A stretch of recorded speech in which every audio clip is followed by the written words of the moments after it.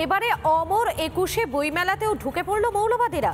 পুলিশের উপস্থিতিতেই বইমেলার একটি স্টলে জিহাদি তাণ্ডব। শুধুমাত্র তসলিমা নাসরিনের লেখা বই রাখার অপরাধে হামলা চালালো কট্টরপন্থীরা। কোনো মতে স্টলে থাকা মুক্তমনা লেখককে উদ্ধার করে ছাড়িয়ে নিয়ে গেল পুলিশ।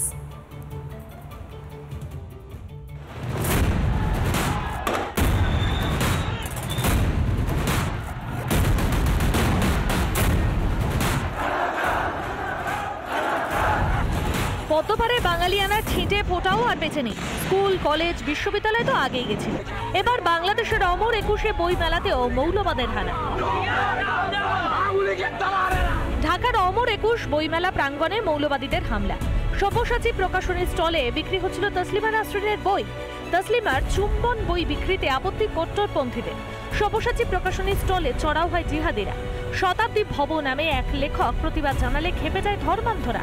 লাগাতার চলে কটূক্তি। শেষে মারধরের শিকার হন ওই লেখক। শেষে পুলিশ এসে কোনো মতে ওই লেখককে সেখান থেকে উদ্ধার করে নিয়ে যায়। কিন্তু তার আগে বাধ্য হয়ে মৌলবাদীদের কাছে ক্ষমাও চাইতে হয় ওই লেখককে।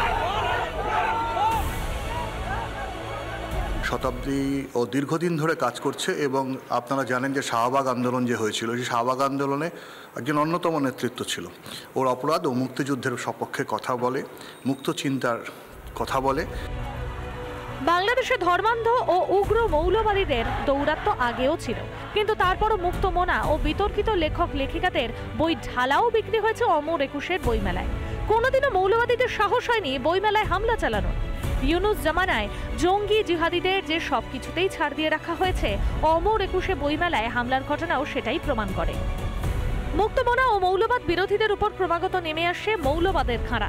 আর তারও আগে থেকে হিন্দুদের উপর চলে আসা অত্যাচারও সমানে চলছে।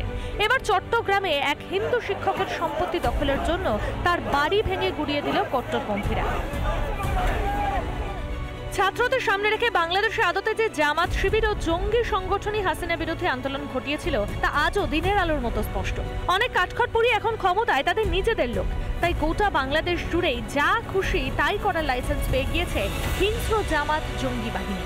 রিপাবলিক বাংলা। নানা ধরনের কন্টেন্ট দেখার জন্য লাইক করুন, শেয়ার করুন আমাদের ফেসবুক পেজ, সাবস্ক্রাইব করুন আমাদের ইউটিউব চ্যানেল। পাশাপাশি অন্যান্য ব্রেকিং নিউজের জন্য অবশ্যই চোখ রাখুন রিপাবলিক বাংলায়।